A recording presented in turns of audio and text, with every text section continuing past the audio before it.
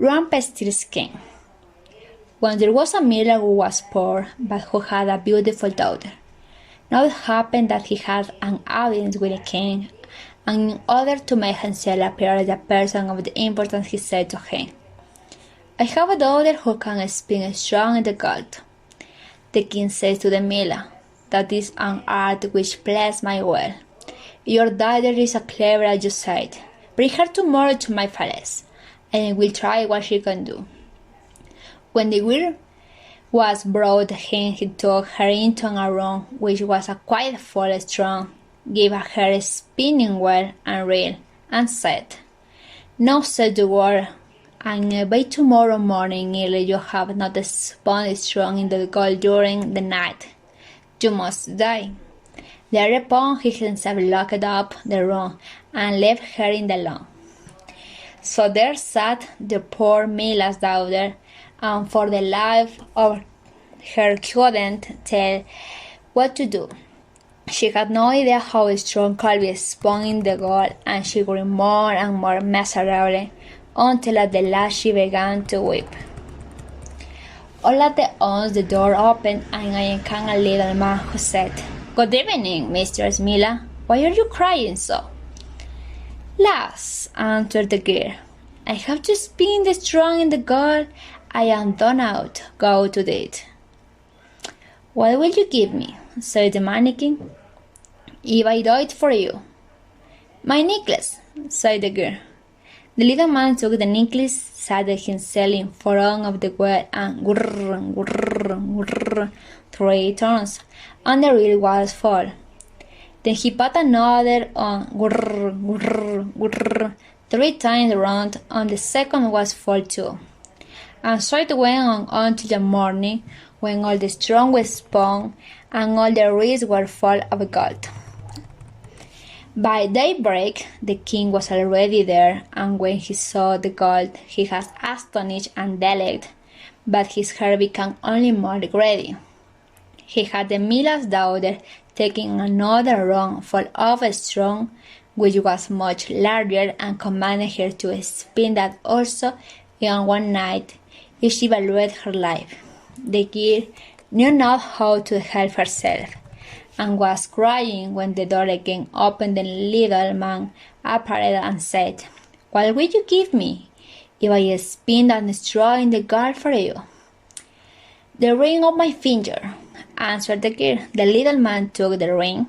He again began to turn the wheel, and by morning had spun all the straw in the glittering gold.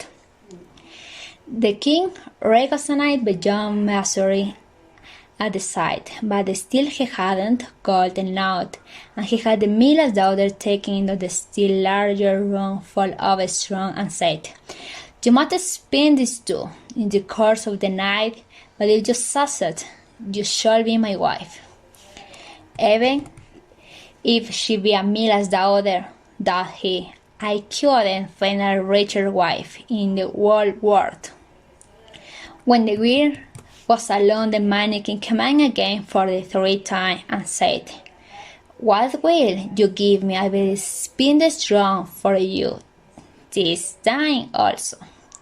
I have nothing left that I could give," answered the girl. "Then promise me, if you should become queen, your first child. Who knows what will ever happen?" Thought the miller's daughter, and not knowing how best to help herself in this strength, she promised the mannequin what he wanted, and for what once more expanded strong in the gold. When the king came the morning and found all he had wished, he took her in marriage, and the pretty miller's daughter became a queen. A year after she had a beautiful child, and she never gave a thought to the mannequin. Suddenly he came into the room and said, "Now give me what you promised." The queen was awe-struck and offered the mannequin all the riches of the kingdom if he wouldn't leave her the shield. But the mannequin said, "No, something that the living is dearer to man all the 3 cities in the world." Then the queen began to weep and crying so that the mannequin paid her. "I will give you until 3 days' time," said he.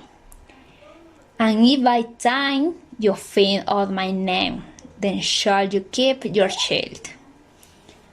So the queen thought the whole night of all the names that she had ever heard and sent a messenger over the country to inquire far and wide for any other names that there might be.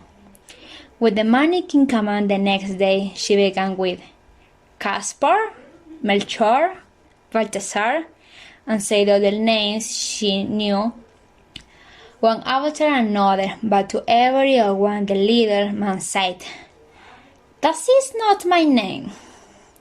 On the second day, she had inquiries made in the neighborhood as the names of the people there, and she repeated the mannequin the most uncommon and the curious.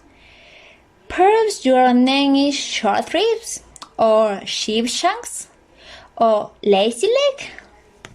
But he always answered, "That is not my name."